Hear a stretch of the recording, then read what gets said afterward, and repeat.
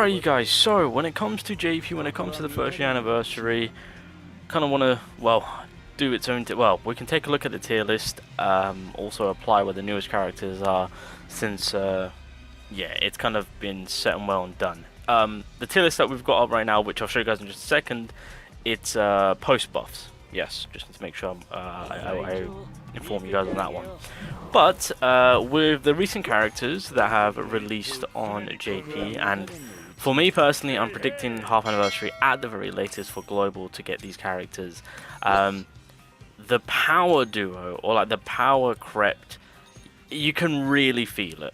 You can really feel it, and it's not to the point to where, oh, they're good within their own typing or whatnot, or you know, they're broken for specific areas of the game itself.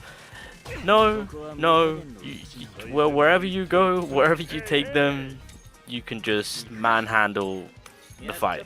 And it's more to do with Gojo. Gojo, I do believe that a lot of people have the opinion of he has just come in and just completely changed it all in terms of his domain expansion, just being the best support like damage dealer of an ultimate, of course. By far the best. It puts every DPS character, literally pair him up with any to every DPS character, and you will always find great success, because the amount of damage, like that 10 times fold of increase in terms of damage output, is what we get when that domain expansion is has been applied, and it's on the AoE too. Plus, he himself can also do a little bit of sub DPS, of course. You know, giving you a helping hand with that chip damage. You know, just a cheeky little 900k mil. You know, depending on where you've got him out with your damage output, of course. So it's fair to say that with the first year anniversary, they've absolutely smashed it with Gojo. The same thing for Itadori, of course. Now that's why I say the power duo. It's those two in question. By having those two, I will say, because Gojo himself, even regardless of the domain expansion, he hits hard.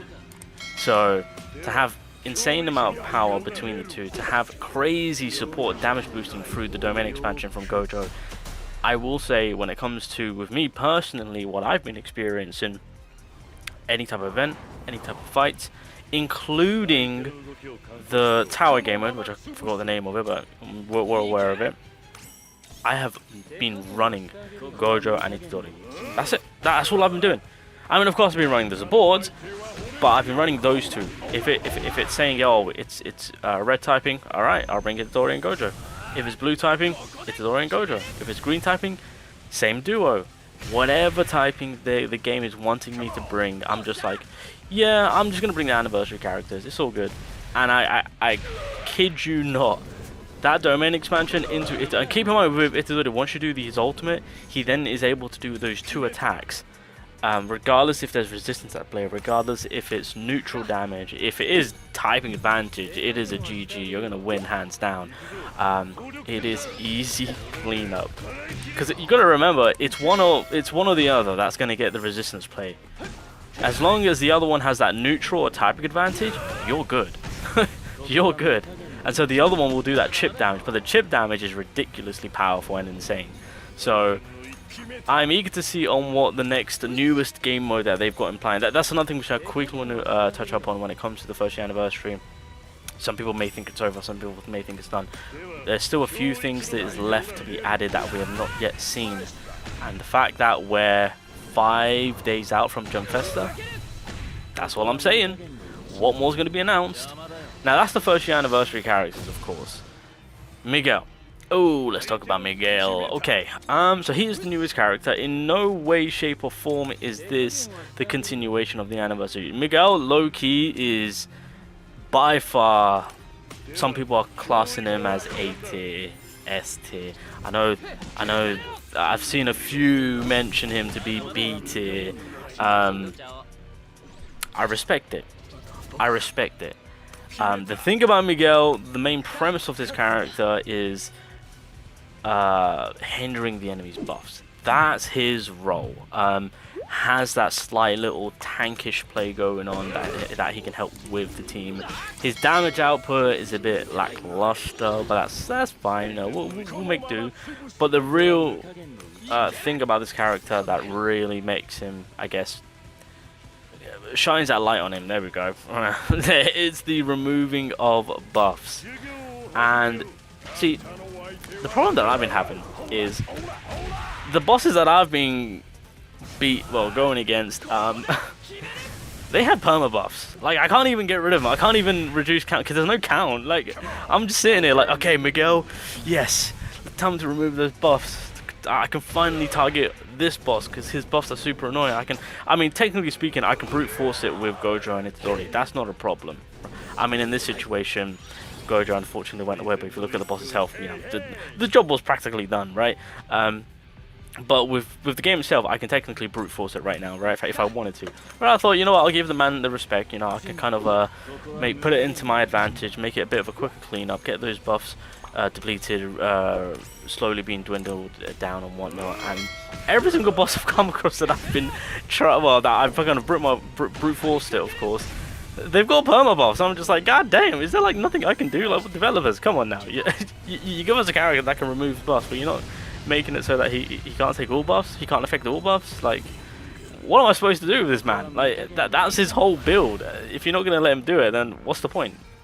Alright guys, so here is the tier list. This was already pre-done by there's like a JP database, but it was more structured in like S plus SS, all that shenanigans, of course. So just kind of making it easier on the eyes, I guess. So with that, obviously Itadori will go to S. I mean, it is, well, then again, I mean, you can fight your cause in case to be like, I believe he should be more higher because he's doing that, got so many attacks in one turn, and the amount of damage this man pushes out too is absolutely ridiculous, especially with the self buffs too, so that's kind of pretty insane. But then again, cursed energies will take into factor with this, but still a fantastic key character in terms of offensive power, probably the best DPS right now. When it comes to just honing onto an enemy. There we go. But the reason why I've added an SS tier above is because, I mean, technically speaking, yes, I mean, that's pretty much how it's going to go if we don't add that first tier. But in my personal opinion, I'm sorry, Gojo deserves his own tier. With him releasing, and it's that freaking domain expansion, I am sorry, but it is broken. Like, I'll give it to the developers. They were waiting for it. They were waiting to drop this character to be like, here it is. You wanted the domain expansion, you got it. And they cooked, because it is by far the best in terms of the damage boost, in terms of the support play. That ultimate, it hands down is by far the best in the game, and it literally just manhandles every single fight, event, boss that I've been in. I'm just like, I'm just be like, you know what, I'm gonna take Gojo, and then Gojo, I will bring you a DPS partner that has topic advantage, and the rest is history. That is literally it. So I truly do believe that with his red Gojo, he deserves his own tier, and so that's kind of where I'm going to be placing him. And Miguel, oh, okay, so again, I've stated my case on where people put him at. Again, I've seen a lot choose A. I'm gonna have to go off from my experience and what I've been trying to accomplish in terms of bosses and whatnot. Thinking, I'm like, Miguel, you should be able to help me out in this situation. Come on in. B. Yeah, boys, B. You know what this tells me though? It ain't over. It ain't over. This is a filler. This is just something to be like, hey, we're about to drop something even more crazier that we're gonna announce in 5 days' time. Let's try and get some part 2 traps going on, aka this Miguel, because I know some people are going to be something for him. Like that one guy who had like 250k freaking cubes saved up. Jesus Christ almighty. That was insane. But I think this is where things are at post-buff. I mean, again, for the global side of things, you can take a peep at this, because technically speaking, ultimately, this is where global will be. Again, from what I'm saying, half-year anniversary. But as time goes on and buffs come in, you know, this is where global will be eventually. So you guys can take an inside look ahead of time. But yeah, setting it up with the anniversary characters, that's kind of where I'm going to leave things at. But I'm eager to see on who's getting announced in 5 to 6 days time, because Jump Fest is 2 days. So what's the December character? Because hey, Miguel, hey, let me tell you, it ain't this man. Hey. Hold up, wait a minute, it ain't him. Who's the real December character, developers? Come on now, don't be shy. We'll be waiting in 5 days' time. Let's have it.